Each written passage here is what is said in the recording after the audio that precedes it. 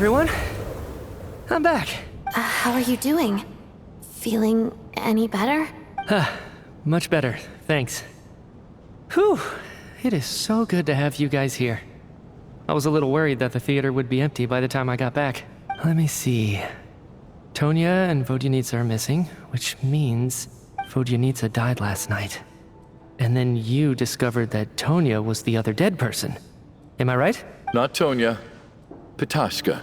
First, tell us how you made it back here. Given the conditions outside, no one should be able to return alive. You're right. The thing that got me back safely was a song. I heard someone singing.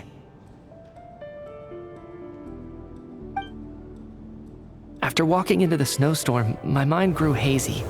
I don't know how long I walked through the storm before my mind completely slipped away. Then, suddenly, I heard the sound of singing. The voice instantly brought me back to my senses, and I regained consciousness. So I followed the voice, searching for the source of the singing. I searched and searched, until finally, just a few moments ago, there was the entrance to the theater, right in front of me. I've actually never performed this song in the theater before, because it has more of a ceremonial purpose for our people. It's not meant for the stage. It means something like, "May those we have lost watch over us, and follow this song back home in the night, so that we might be reunited once more." That must have been Vodyanitsa's requiem. Who knew it actually worked? That song is meant to guide the souls of the dead. Mitya, that must mean that you... Huh. No kidding. Seemed like I guessed right then. This is what I've been so desperate to tell you about. When I first stepped out of the theater, I was still quite lucid. My memory of it is still pretty intact. I remember the outside world being completely different than what I'd expected. It was like this was a world where only the snowstorm existed. There wasn't a trace of any humans or buildings ever having been there. I don't know how else to describe it, except to say that it just didn't seem like the real world. And as for the requiem, if I was guided here by Vodyanitsa's song, it can only mean that I must already be dead. And this is my soul, not my body. But I didn't experience a clear moment of death while I was out there. Nor do I feel any different now than before I walked into the snowstorm. You don't seem any different to me either. In fact, this is something I've been wondering about for a while now. If souls aren't physical, shouldn't they lack tangible form? Both Shram and Petashka were clearly deceased, and yet their souls didn't look or feel like ghosts at all. They were visible, tangible, no different than you or me. This raises a truly terrible thought. Is that really what Mitya is suggesting?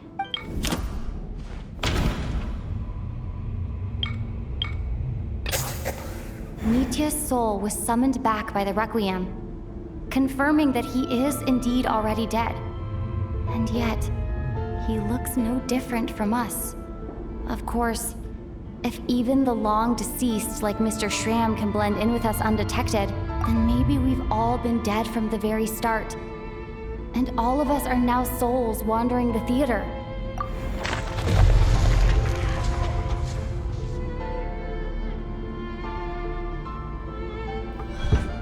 Yes. I think that this is probably the afterlife. What did you say?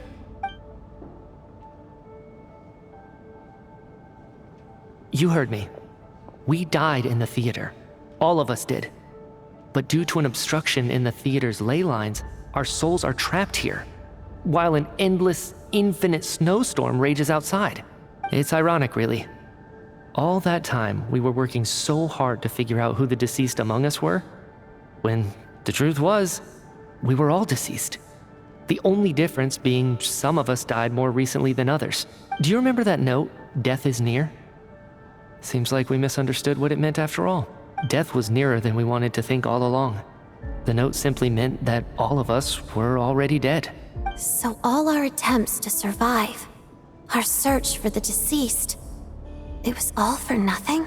Hard to say. At the very least, we helped two lost souls find clarity and go to where they belong. The presence of those two is probably what caused our souls to be drawn in by the ley lines. In which case, the deaths we've awoken to over the past few days were just souls returning to the ley lines for good. If what you're saying is true, doesn't that make us the lost souls now? Huh, no wonder.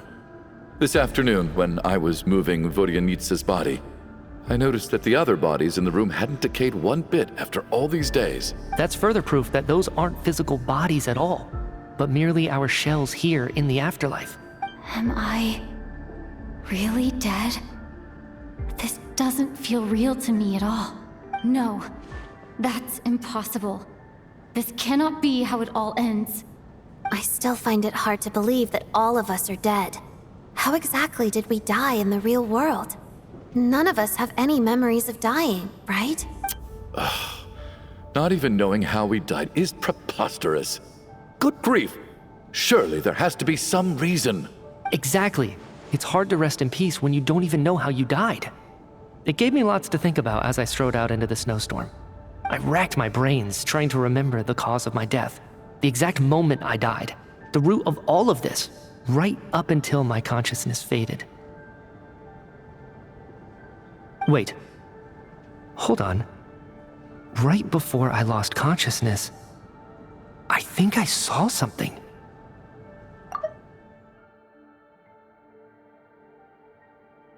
I can't remember. And I think I lost my notebook and pen. Mitya, your hand. Is that blood on your fingers?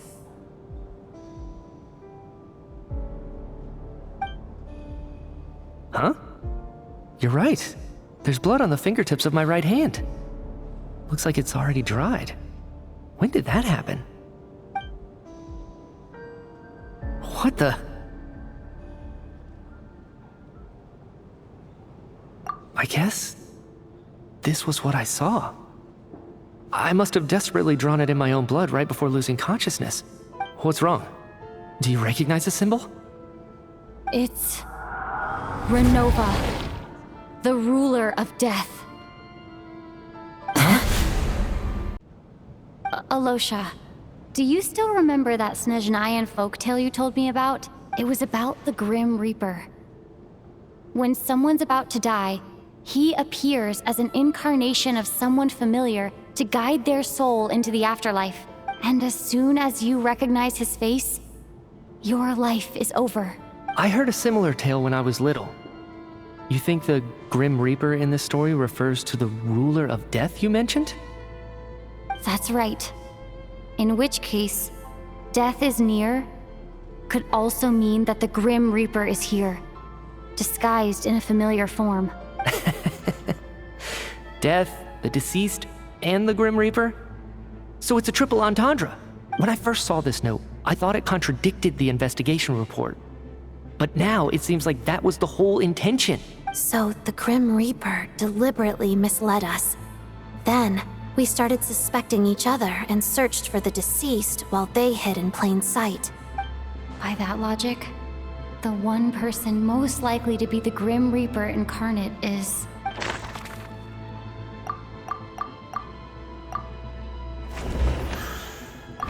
Identifying the Grim Reaper is a major decision to make.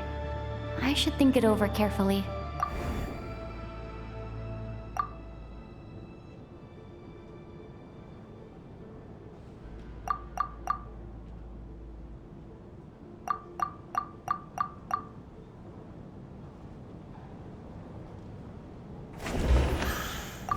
Identifying the Grim Reaper.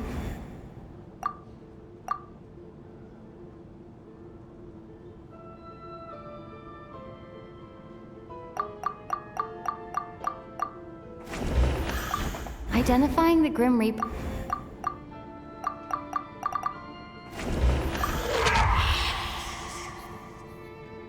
No doubt about it.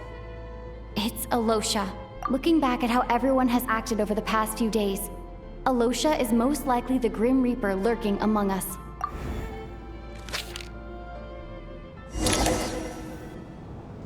Is it you, Alosha? You were the first to discover the investigation report, and you had plenty of time to slip the note inside to mislead us. So? Surely you can't suspect me based on that alone. What if someone else found the investigation report first, slipped the note inside, and then put it back without telling anyone? There's no denying it. The note could easily have been slipped in much earlier than it was discovered. That's not all. I've also noticed that, although on the surface, Valeri, Mitya, and sometimes I were the ones taking charge of the situation, looking back now, even though you didn't say much, you were always subtly guiding everyone from the sidelines. What do you mean? You were the one who emphasized how dangerous it was outside and insisted we all stay here. It was also you who suggested that we all sleep in the same place. And earlier today, you tried to convince Patoshka to stay. I don't understand why, but it was out of character. So, you didn't understand my intentions, and now you're assuming the worst. Seems pretty unreasonable if you ask me. He still won't admit it? Fine. Let's see how he responds to the most damning evidence of all. The biggest question I have right now is, if the Grim Reaper is impersonating Alosha, then where's the real Alosha? When did they switch?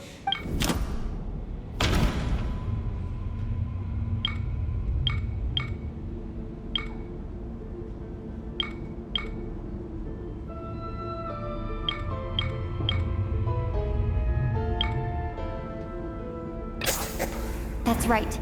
This was the moment.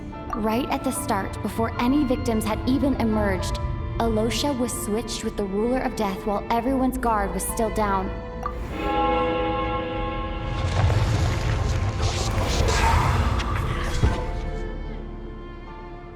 When all this began, right after the performance ended and the snowstorm began to pick up, no one suspected anything unusual. We just assumed we were snowed in.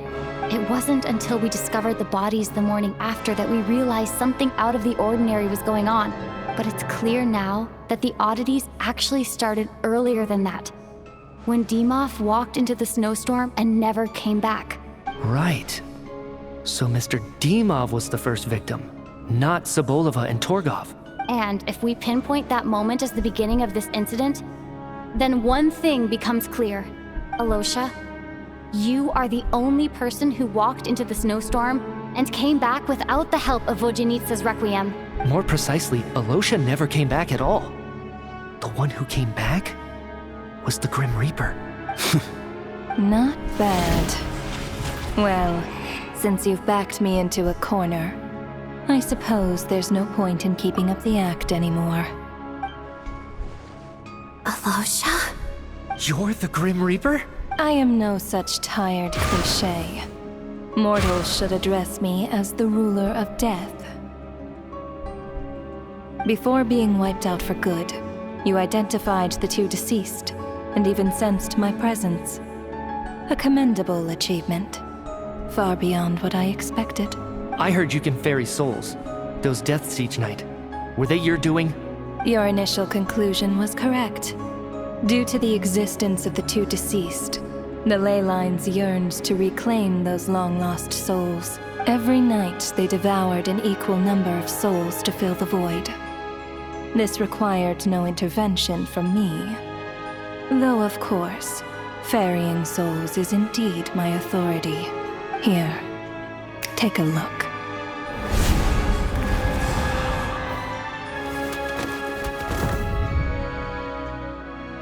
What are you doing? That takes care of today's two. Don't get so worked up.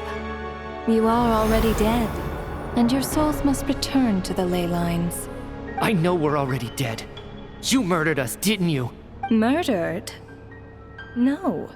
Murder is when mortals usurp my authority. Death is my jurisdiction. If I require someone to die, I need not resort to such laborious methods as murder. You simply met the criteria to trigger my curse of death. I know about the curse of immortality.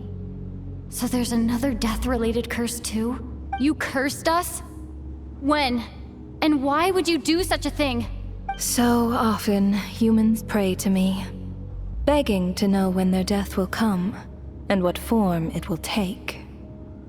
but few people ask why. If you must have an answer, know that death comes simply because one's time has come. So you're not gonna tell us the truth? Hold your tongue. By all rights, you shouldn't even be allowed to speak with me. Those angels from the past are to blame for the reckless renovation of the ley lines here. It's made my work on this occasion infuriatingly complicated. Work? So trapping us here, making us watch our friends die, that's just another day at work for you? You clearly have a lot of questions. Fine. As a reward for your remarkable accomplishments over the past few days, I shall answer a few of your inquiries, provided they aren't too unreasonable. After the physical body dies, the soul must return to the ley lines for that person's death to be considered complete. My work encompasses the entire process of death, including, naturally, the guiding of souls into the ley lines, with which you are now so familiar. You must also be rather familiar with Natlan's Night Kingdom, I presume? It was I who supported the creation of the Night Kingdom. It provided a convenient means of guiding the souls of Natlan. Here, too, the ley lines connected to the theater underwent some modifications. The angels hoped to make them capable of accommodating the souls of some special creations. But this actually hindered their ability to accept ordinary souls to some degree. This effect manifested itself after you died from the curse in the theater, leaving you stranded in the afterlife, unable to achieve a complete death. But if souls who die from the curse of death fail to return to the ley lines within a short window of time, they will miss their chance for good. Then, they will remain forever suspended between life and death, no longer subject to the authorities of either. So if you don't resolve this matter soon, and see all our souls return to the ley lines before long, we'll escape your control. Nitya is sharp. This must be what Renova was worried might happen, and the reason she got involved to begin with. But if you have the authority to guide souls, why didn't you just show yourself and get it over with? Why hide among us in the form of Alosha? You seek to understand the mind of a god. Very well. I'll tell you. This is a theater, and I decided I wanted to watch a show about death. That's why I encouraged you to take the events to the stage. I found myself getting quite immersed. I suppose the entertainment you provided makes up for all the trouble you've caused me by being so defiant in the face of death. There. Are you happy with my answer? Can't say I am. Really? But it fits the stereotypes you humans have about gods. Just moments ago, you were complaining about how infuriatingly complicated your work here has been. Work is work, I get it. There are times when it's a huge pain, but you just have to get it done, right? That's a rather unique perspective for a human. You are in fact correct. There is a pain point in this case. Due to the obstruction in the theater's ley lines, there is a hard limit on the number of souls they can receive each day, making it impossible for me to ferry all your souls at once. Revealing my identity too soon would inevitably have led to futile resistance, and there was a risk that any souls who chose to run would disappear. Then there was the issue of the two lost souls you called the deceased. The way you resolved that quandary was all part of my design. That's what I don't understand. If all of us were souls of the dead, what made their presence among us special? For centuries, they have refused to return to the ley lines, exploiting the issues created by the angel civilization to resist being drawn in. Centuries of obsession accumulated during this process. You may think of this obsession as the resentment of the dead, and in this quantity, it was a bomb that could have detonated at any moment. It reached the point where I could not afford to leave it unchecked. But the only way to fix it was to help them acknowledge their own deaths, make peace with their regrets, and willingly walk into the snowstorm. Only then, with my guidance, could they finally return to the ley lines. Otherwise, you would not like to know what the consequences would have been. I vaguely remember seeing Ptashka, but in the most terrifying form. Was that in a dream? Is that what would have become of her if she hadn't returned to the ley lines? I see your dreams brought you many revelations. So you see, death in fact grants wisdom to mortals. Souls connect to all things in the world and see the chain of cause and effect between them. It's nothing unusual. Anyway, giving psychological counseling to lost souls is not my strong suit. That is more of an angel's role. It was something I could not resolve directly using my authority, so I decided it was easier to leave the bomb defusal to you. Meanwhile, of course, their presence caused the souls of other members of your party to return to the ley lines each night. From where I stand, that was killing two birds with one stone, as both issues slowly resolved one another without me having to lift a finger. All I had to do was stay close by and keep the situation under control. Then use my authority to wrap things up at the end. And, of course, while I was at it, I thoroughly enjoyed watching this drama, dealing with death from a mortal perspective, play out on the stage. Sounds like you had it all figured out, Grim Reaper. I just did the math. You said there's a hard limit to the number of souls the ley lines here can receive each day. It's 2, isn't it? That much is obvious, even to a fool. It's time to review this whole affair. If the ley lines can only take in 2 people per day, I need to go over the deaths from these past few days again.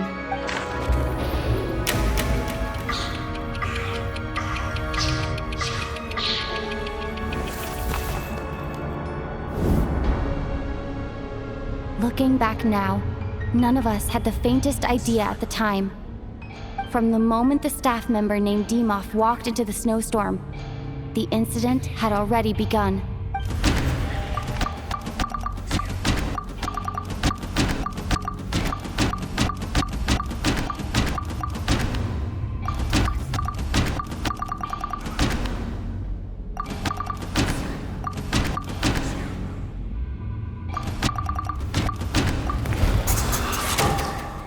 Alosha was the second to walk into the snowstorm after Dimov to investigate. During this process, the ruler of death assumed his identity, making him one of the victims.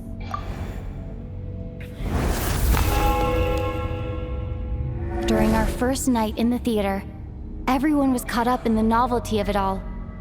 No one could have expected there would be victims the very next morning. Despite all the confusion, and with the help of hindsight, we finally began to realize that something was amiss with the snowstorm.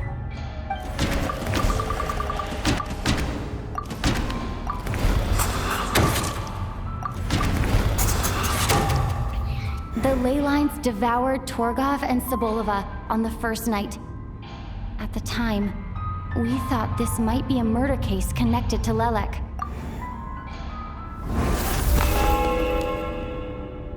Odette and I spoke a lot that night. 3 people were on watch, but in the morning, we discovered that someone had fallen victim all the same.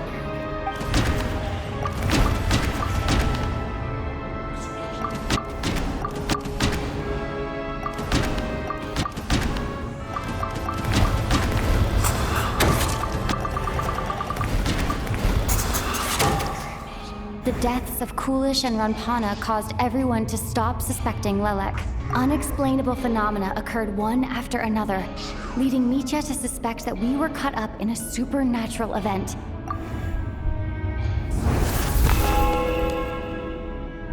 Later, we discovered that there seemed to be an extra person among us, and subsequently discovered the existence of the deceased.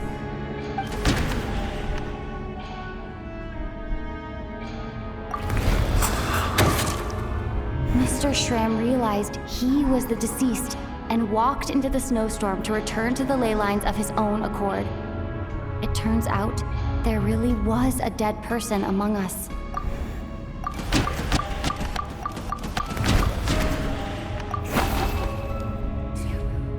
Now, let me me go over this again. We thought it was all over, but Mr. Valeri's death was a rude awakening for everyone. Once again, the ley lines consumed him during the night. A lot happened today. Mr. Valeri's death led us to discover the connection between the number of deceased and the number of victims during the night.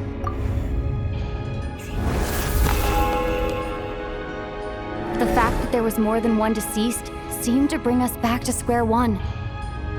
Odette revealed some information she had been keeping to herself.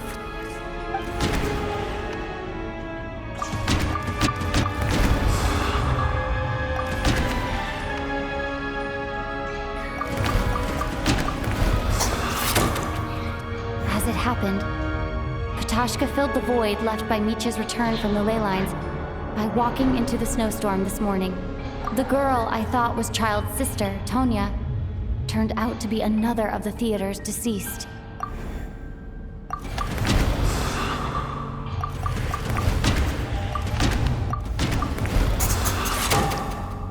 Vodyanitsa was swallowed by the ley lines in her sleep, but the requiem she sang before falling asleep was quite a game changer. Come to think of it, Ptashka was about to walk into the snowstorm at that time, and Renova, unaware that Micha would return, was concerned that her soul would overflow from the ley lines. That's why she used Alosha's voice to try and persuade her to stay behind. Looking back, I suppose that was an early slip-up on her part.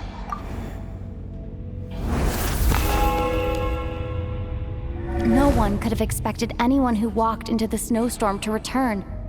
But just after nightfall, Micha returned, bringing crucial information with him. Various truths began to surface, including that all of us were already dead, and that the ruler of death was here among us. Then, after revealing her true form, Renova callously claimed 2 souls.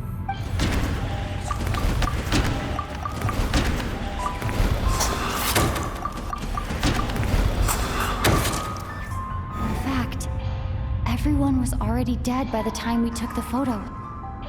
And in the days since, we've experienced many more partings in the afterlife.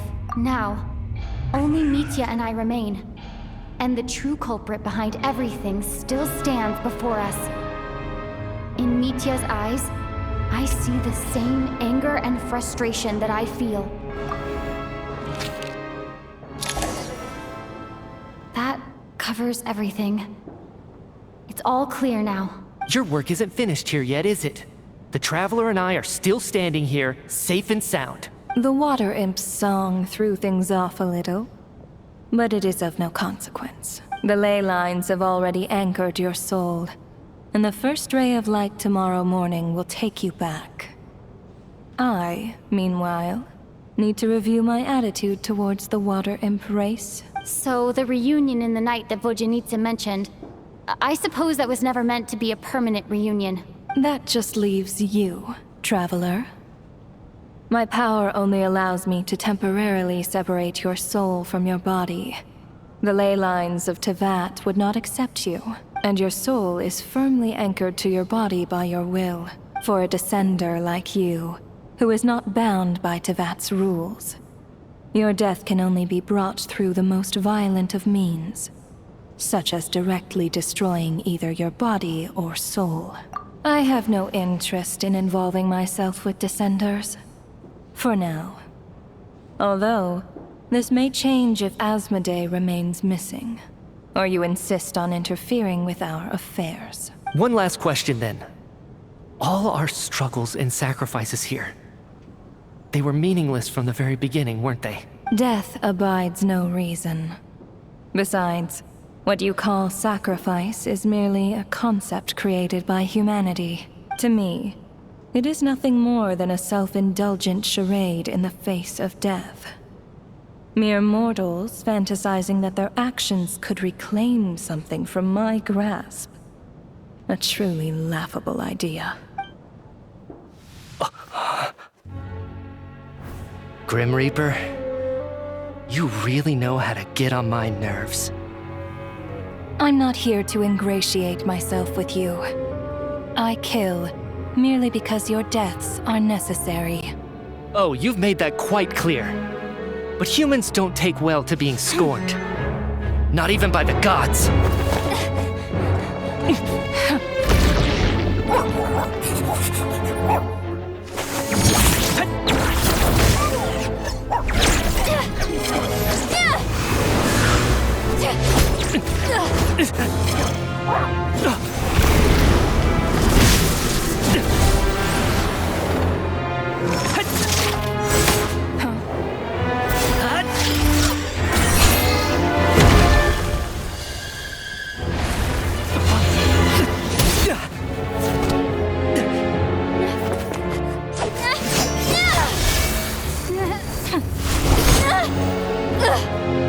This is futile. You must know that you are powerless against me in my own domain. I suggest that you save your strength. For what? Maybe we can't change it. But if nothing else, we can at least teach you to have some respect for the dead. Audacious.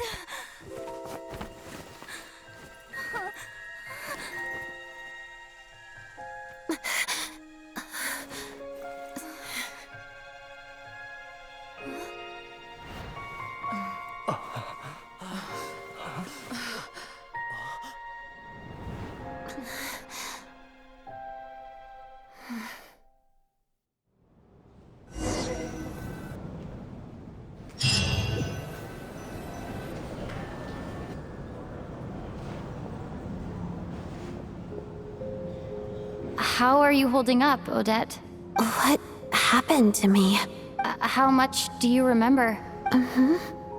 What do you mean? Is the performance over? I can't seem to recall what happened. Has Odette already forgotten?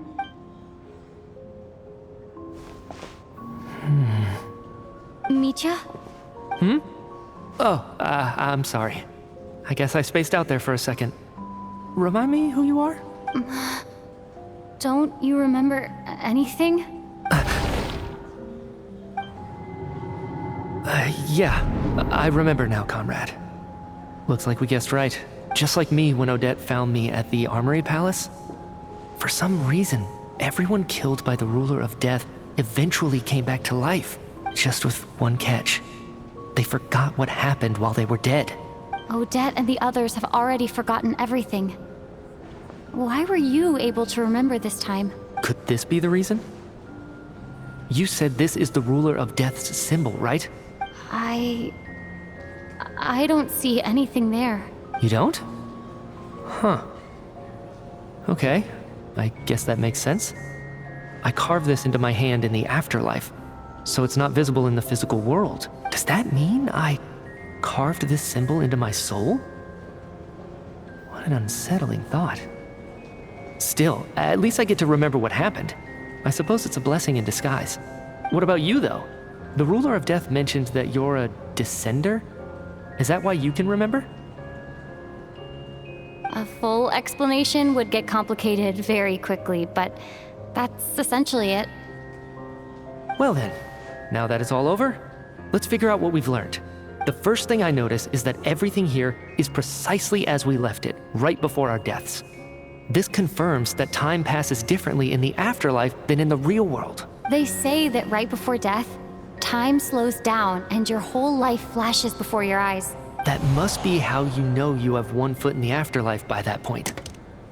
Anyway, clearly the few days we spend in the afterlife probably only amounted to a few short minutes in the real world.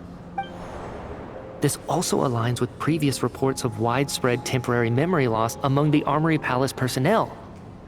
Now it seems likely that those were all brief deaths caused by the Grim Reaper's so-called curse of death. To those unaware of the truth, dying and coming back to life must feel similar to a short bout of catatonia. This leaves me with a couple big questions. What are the conditions that trigger this so-called curse of death? And why are we resurrected after we die? If nothing else, I think it shows that killing us wasn't her ultimate goal. We still don't know her true reasons for subjecting us to death. Right.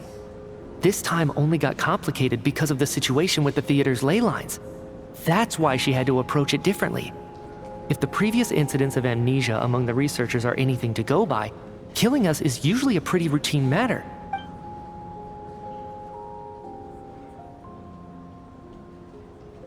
Come to think of it, wasn't I about to note something down before I died? I can't remember what it was, but I think it was something related to my research project.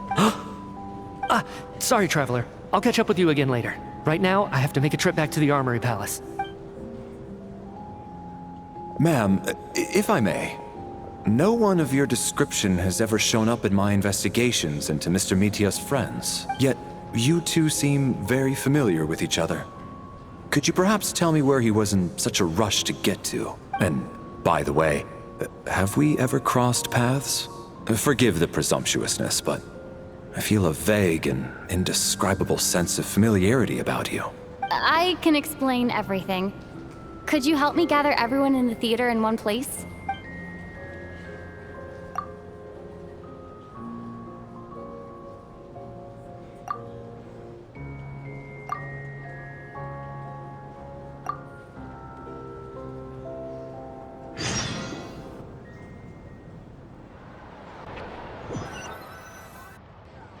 So Chuganov really is going to shut down the factory.